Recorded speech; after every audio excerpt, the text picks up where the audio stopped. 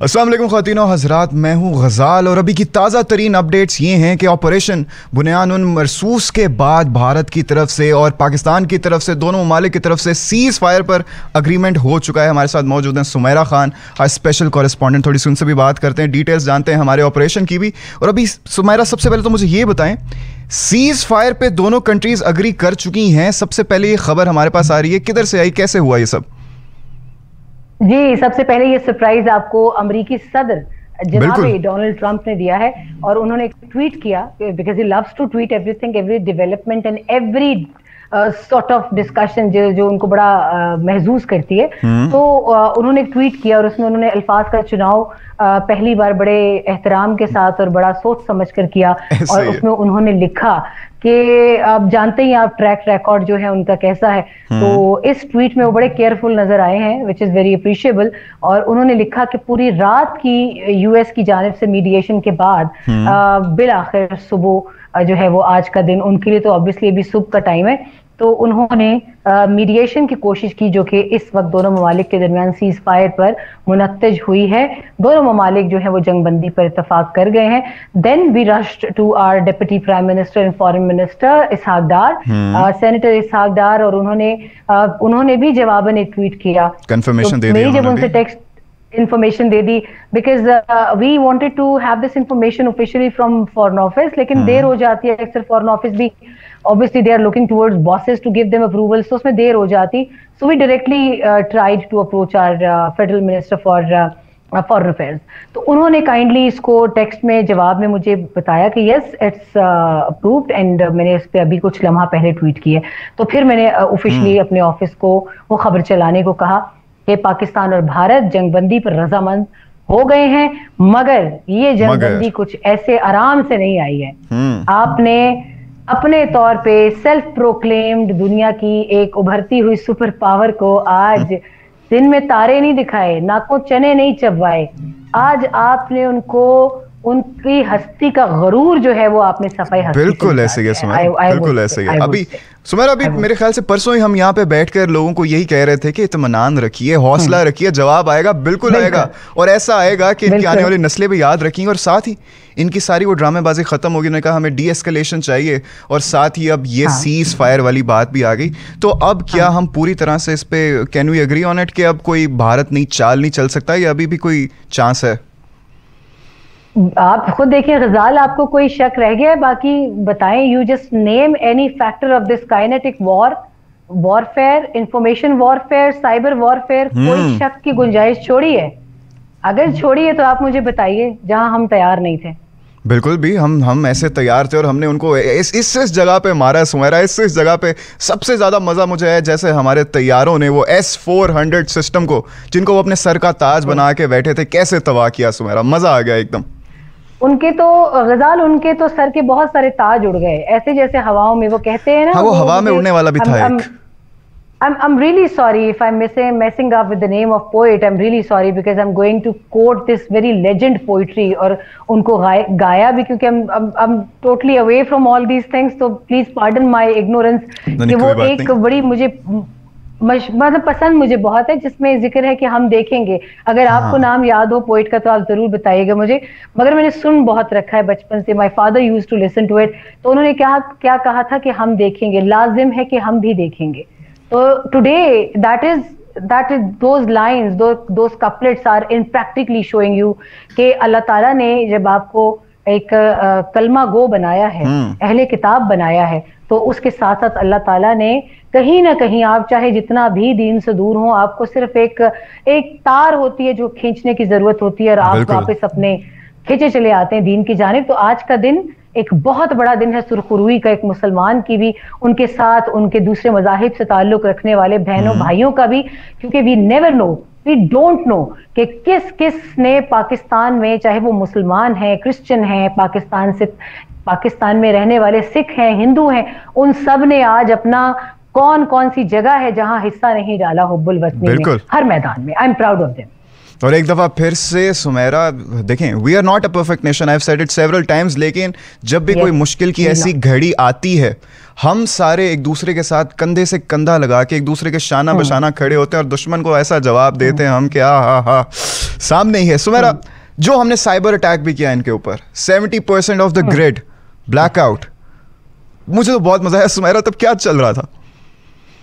बहुत कुछ चल रहा था, बल्कि इस पर एक नाम इसको दिया गया था ऑपरेशन सालार का, शायद हमने जिक्र किया था, I am not sure about it.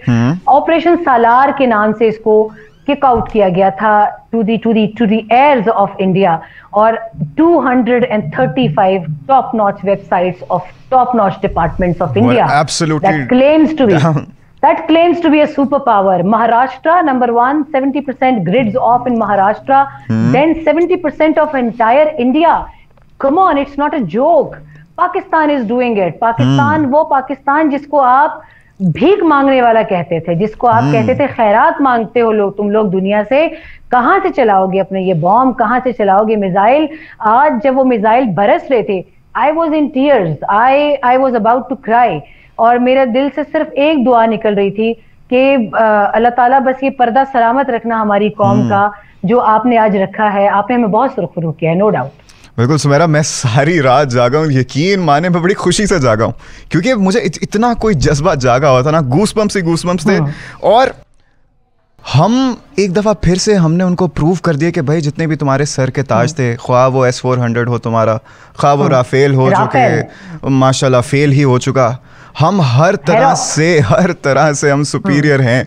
और आपका इंडिया इजराइल अलायंस जितना भी हो, आप हमें अंडर एस्टिमेट ना करो।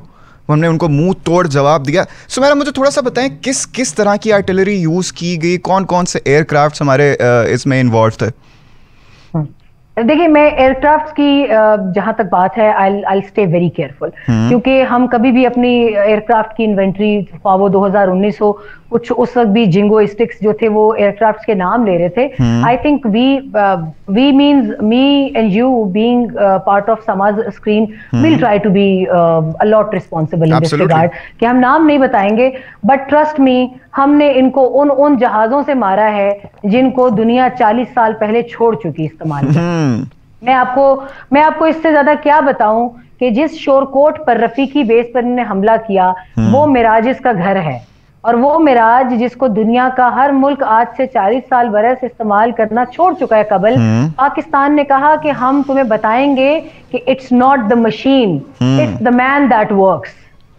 और उधर भारत ने भी साबित कर दिया कि yes, it's the machine that works and it's not the man that works in India. So the difference is visible. It's you being a Pakistani, being loaded with emotions, being loaded with power of Iman, and on the other side, they are actually not entering their academies and their academia of higher military schools. They are entering there being a corporate person. While our cadets, our gentlemen cadets, मैं भी काकूल से भी recently होकर आई थी, they enter the academies with जज्बा शहादत। छोटे से बच्चे होते हैं, FSC पास करके, FA पास करके गए होते हैं, वो उनसे आप पूछेंगे तो कहेंगे या गाजी या शहीद। उस उम्र से ही उनके जहन में, उनके दिल में ये जज्बा है। वो तो जाते मरने के लिए हैं, वो घर वालों को कह के जाते हैं। आज आपने अपने पायलट्स को नहीं देखा, they were signing their death warrants with smile. और they were very proud to do so, they were very happy and eager to do so. यही तो है what differentiates us from them, क्योंकि और फिर इन लोगों को लगता है कि हमें डरा देंगे, और इंडियन मीडिया फिर से भाई हर तरफ लगा हुआ था, आतंक फैला हुआ है, ये है वो है। असल आतंक तो आज फैला ना। गजाल, उनकी आज सबसे बड़ी जो कमर टूटी है, मैं आपको लेकर जाती हूँ असल वजूहात की जानिब।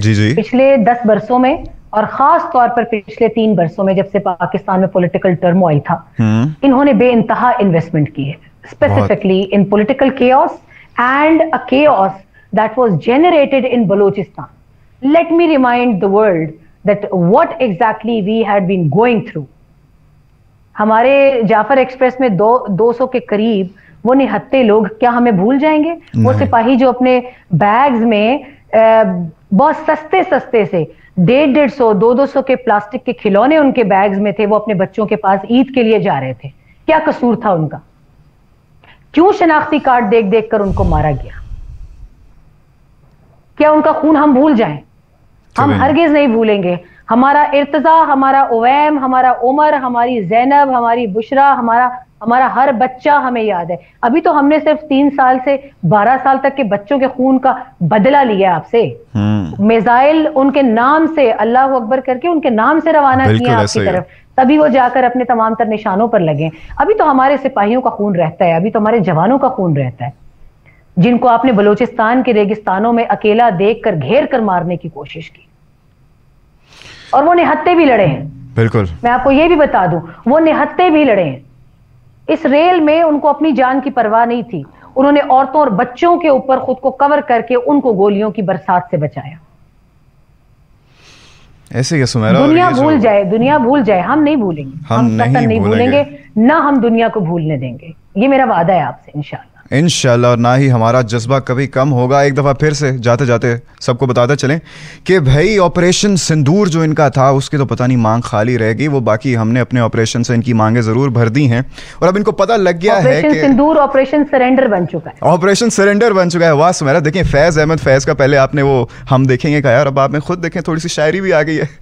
खैर, आप सब इत्मीनान से बैठिए और अपनी पाक अफवाज पे भरोसा रखिए। हमेशा से उन्होंने आपकी हिफाजत की है और अभी भी आपको एक दफ़ा फिर से और पूरी दुनिया को याद दिलाया है कि why we are not to be messed with. So मेरा thank you very much for your time. आप लोगों का भी बहुत बहुत शुक्रिया। Go and celebrate our victory. आपसे मुलाकात होगी द नेक्स्ट एपिसोड, इंशाल्लाह। अल्लाह हाफिज़।